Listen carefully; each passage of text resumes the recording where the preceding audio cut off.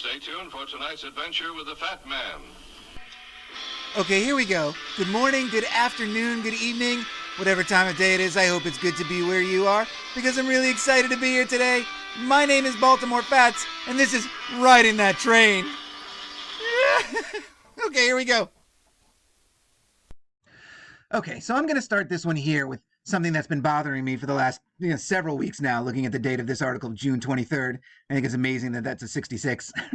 And that's the recent COVID spikes and where they've been happening, especially here in America, in the more southern and western states where it's typically warmer in the summertime. Right? And especially the humidity levels in, all along the eastern seaboard, from Maine to Florida, it gets really hot and humid. And I remembered some information that was circulating, in April or so, and my friend Virginia just recently shared this the other day. I think it was Sunday on her private Facebook page, which was this article here: "Sunlight destroys coronavirus quickly," says U.S. scientists. And I love what she wrote, which was, "Truth also destroys it quickly." I think that's a pretty genius thing to say.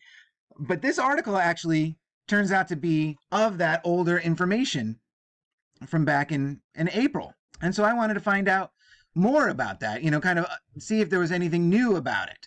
But before I move on to that, I just wanted to give a shout out to Virginia here because although this being her private page, she is the moderator of a Facebook group called It's Flat Folks, which is a flat earth, and other conspiracy type group on Facebook. And it's open to it's a public group.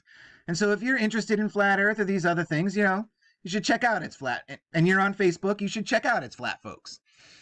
All right. And so, as I was saying, I wanted to find out more about that article, and it's this one here, and it's published in this Medical Express, which of course I had to look up. And what Medical Express is, I was trying to tie it to some form of like PR firm or something like I usually do, but I couldn't, at least on the surface, which is good. It gives me a little more, just a little more faith in the information in this article. All right. And what this article talks about is a study or an experiment that was conducted by the National Biodefense Analysis and Countermeasures Center in Maryland on behalf of the Department of Homeland Security. All right, and so what they found was that the half-life of the virus, the time taken for it to reduce to half its amount, was 18 hours when the temperature was 70 to 75 degrees Fahrenheit with 20% humidity on a non-porous surface, so like steel or glass, that kind of thing. All right. But the half-life dropped to 6 hours when the humidity rose to 80%. That's a significant drop from 18 hours. That's 2/3, or 66%. It's unbelievable. All right. And it just 2 minutes when sunlight was added to the equation. And so now if the half-life of COVID is just 2 minutes in 80-degree humidity at 70, 75 degrees, well, this thing is toast in, like 3 minutes? It couldn't survive. It would just keep decreasing and decreasing and decreasing, right? And 80% humidity, I mean, that is commonplace, at least along the eastern seaboard and the southern states. All right, no doubt about it. 80% humidity is a regular mark. All right, and so that's why, this information, as I said, coming from April, I remember this from back then, and I was thinking that, we were going to have it made in the shade in the summertime because the virus really was going to have a difficult time surviving in these conditions. All right, but now all of these recent spikes have everything closing down again. Here in Maryland and Baltimore, they reclosed the bars and restaurants and things like that. And, they're really pushing the social distance and mandatory masks and things like that as, the summer continues. And, I talked about in Unmasked how unhealthy I believe that to be. But this study goes on to say that when the virus was aerosolized, meaning suspended in the air, the half-life was 1 hour with a temperature of 70 to 75 degrees. And 20% humidity, meaning it lasted longer on surfaces. Like in the air, it just kind of dissipated itself in 1 hour versus the 18 hours. Right? That's a huge difference in the air versus on a surface. That in the presence of sunlight, right, in the air, it was reduced to just 1.5 minutes.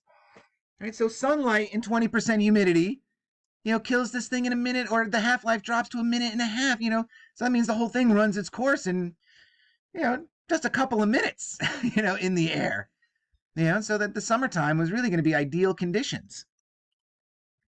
All right, but at the beginning of this article, it does say that the paper itself had not been released for review, as of, when was this one published? April 24th, 2020. Get a bunch of eights out of that.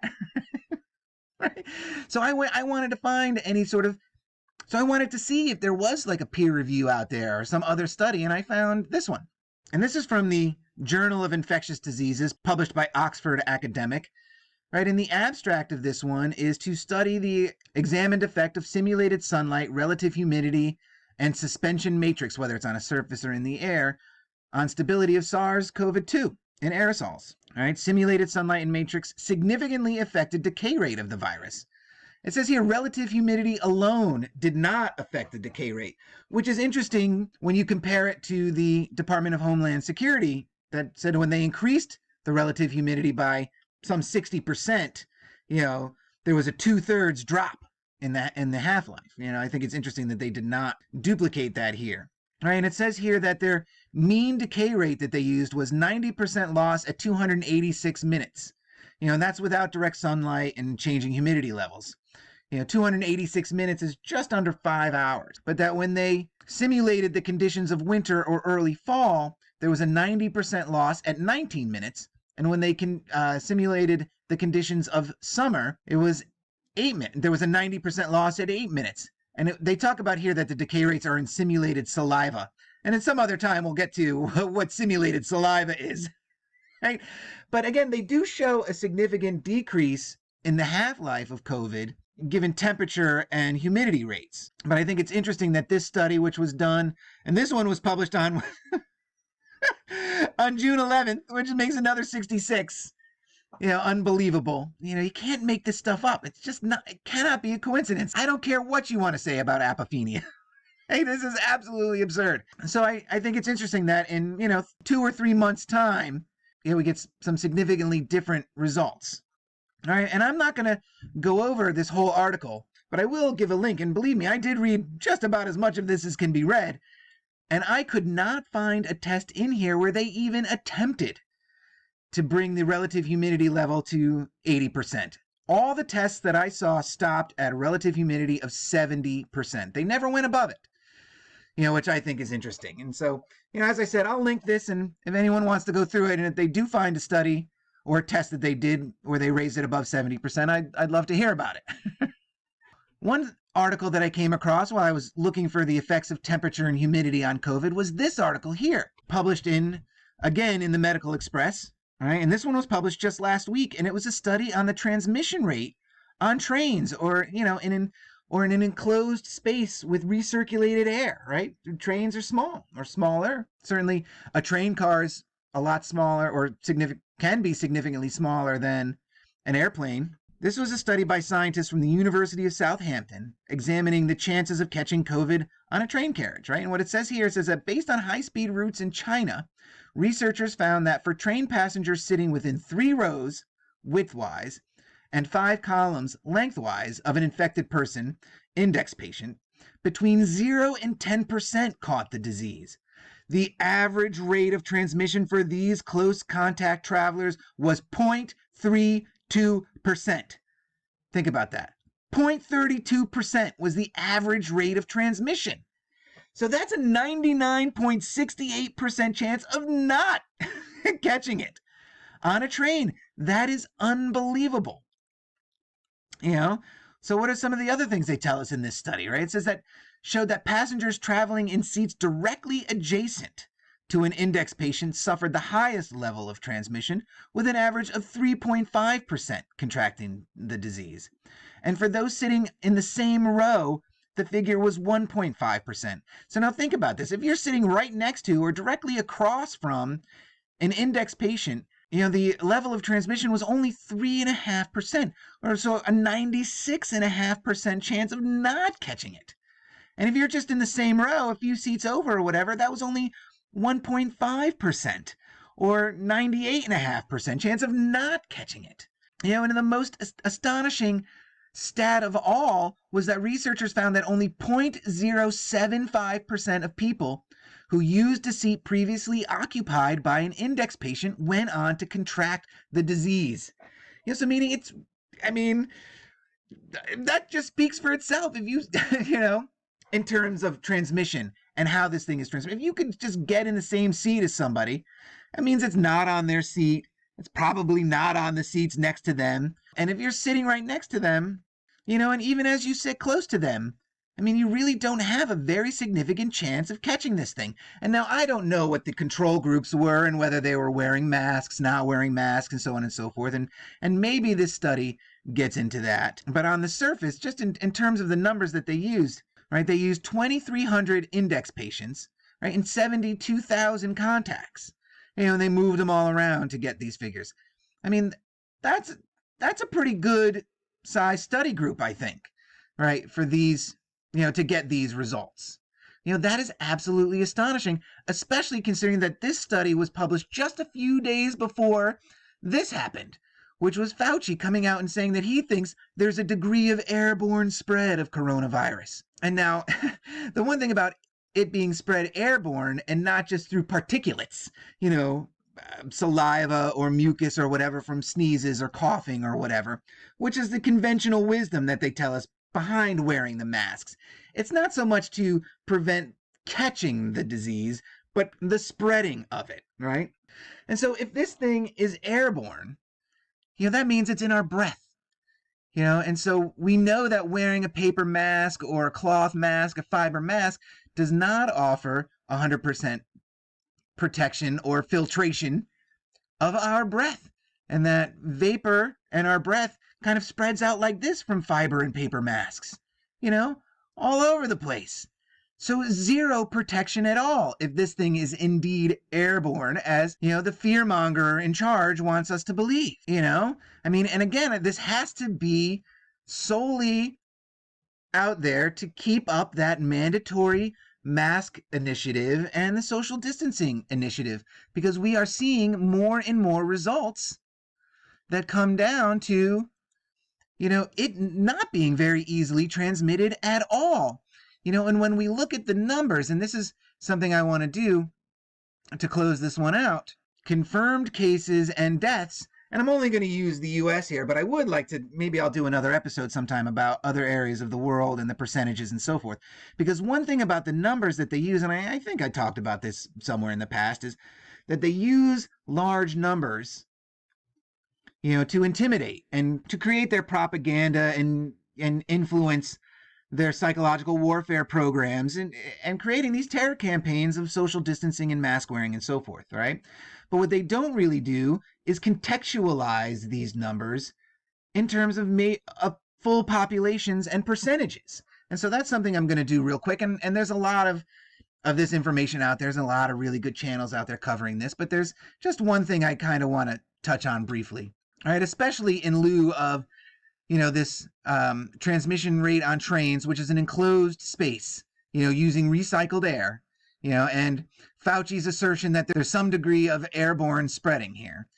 I want to talk about these percentages, right? And so we're going to round up. Let's refresh this just to see if it's changed. They haven't really updated it since I brought this window up, right? But they have confirmed cases at almost 5 million and deaths at almost 160,000. So those are the numbers I'm going to use.